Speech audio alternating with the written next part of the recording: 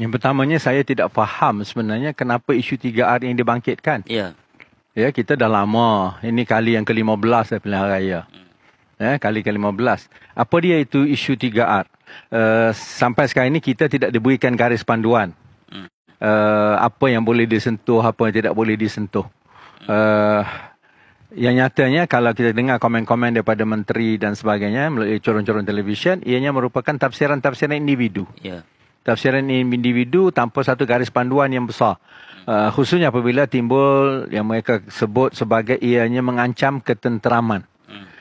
Ni cerita lama ni, ketenteraman siapa, ancaman kepada siapa. Itu satu. Yang kedua, saya melihat tegahan yang melampau diulang-ulang 3R tak boleh sebut ni sebenarnya ini satu bentuk sekularisme baru ni. Apabila nak sebut, tak boleh sebut pasal agama.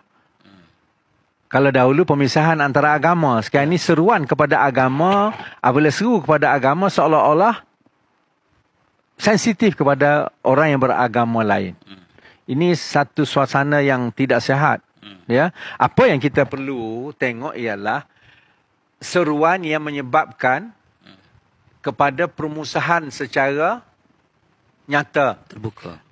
Seru atas nama agama, mari semua orang-orang Islam kita pergi lawan secara yang tidak demokratik orang Cina, orang India dan bangsa-bangsa lain. Itu tidak boleh. Dan itu dah ada garis panduannya antara perkara yang boleh dan perkara yang tidak boleh. Jadi dia ada dua perkara yang serius di sini. Kalau kita tidak boleh bercakap pasal 3R, habis perjuangan apa yang kita harus kita bercakap? Mungkin ada orang kata, okey, perjuangan makan minum, perjuangan hal harga barang, perjuangan pasal nak makan. Jadi kita menyempitkan perjuangan sesebuah parti politik itu. Kalau ini bentuk perjuangan, tuntutan kemerdekaan daripada mana-mana bangsa, mana-mana negeri yang tertindas kepada penjajah mereka. Tidak ada, tidak perlu pun. Sebab masa British, memerintah kita pun, kelan Malaysia. Soal makan minum ini biasa ya. Boleh makan. Kalau kerana hendak makan saja, tak perlu merdeka. Tidak perlu kepada kemerdekaan. Cukup, okey, baik tuan. Dia pun bagi RM5, RM10. Kita pun makan. Jadi kenapa negara perlu merdeka? Itu persoalan pokok. Apabila kenapa negara perlu merdeka, satu.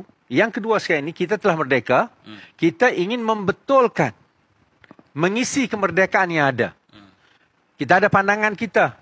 Orang Islam ada pandangan orang Islam. Kenapa amalan orang Islam kepada orang Islam di negeri kita dihalang oleh perlembagaan kita? Ini isu besar. Sedangkan agama lain tidak boleh langsung sentuh mereka. Kalau sentuh, sensitif. Tanpa had. Tapi kita, kalau kita tuntut untuk mengamalkan agama kita. Kalau kita tengok, apa yang malangnya di Malaysia ini, agama yang paling banyak restrictionnya yang dikenakan ialah kepada agama Islam.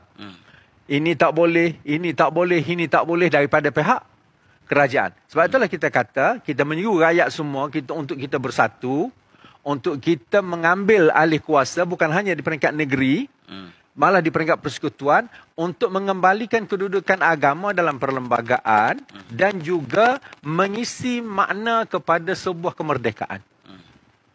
Itulah berbangkit masalah tuntutan.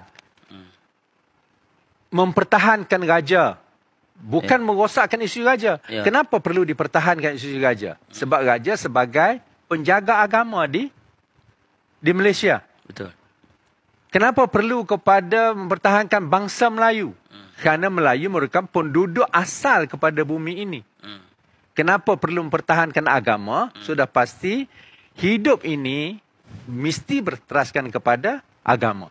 Jadi ketiga-tiga ini, kalau ini tidak diberi kebebasan untuk bercakap, terlampau banyak sangat diktatnya, kena ini, kena ini, kena ini, ini sebenarnya menyekat hak bersuara, satu. Yang kedua, mengembalikan zaman pemerintahan penjajahan dahulu.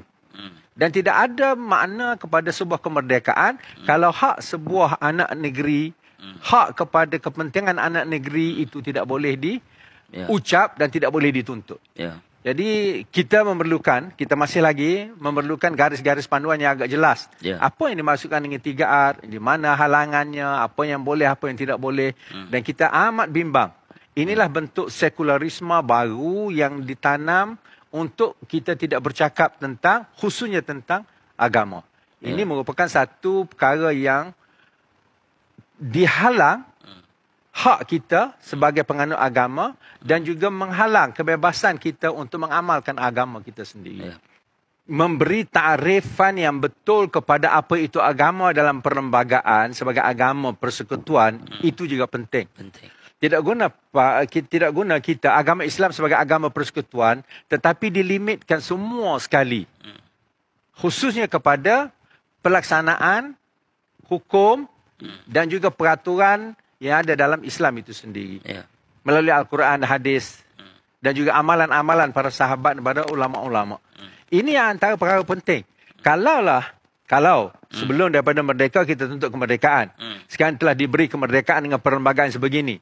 Dan sekiranya ada mana-mana butiran dalam perlembagaan yang hendak disesuaikan dengan Islam, disekat sehingga tidak boleh langsung untuk mengubahnya, tidak boleh juga untuk memperjuangkannya, maka perlu apa sebuah parti yang mempunyai ideologi yang dengan maksud yang jelas kewujudan mereka. Sebab itulah kalau kita tengok, kalau kita beginilah rupa bentuk politik Malaysia yang dicanang, khususnya dalam bentuk baru hari ini, kita akan hilang identiti, kita akan hilang hak atas agama dan kita tidak ada daya juang langsung. Hanya sekadar bincang apa itu makan, minum, hidup. Maknanya seolah-olah macam kita sebagai patung yang bernyawa yang tidak punya naluri dan perasaan khususnya dalam bab agama dan integriti bangsa.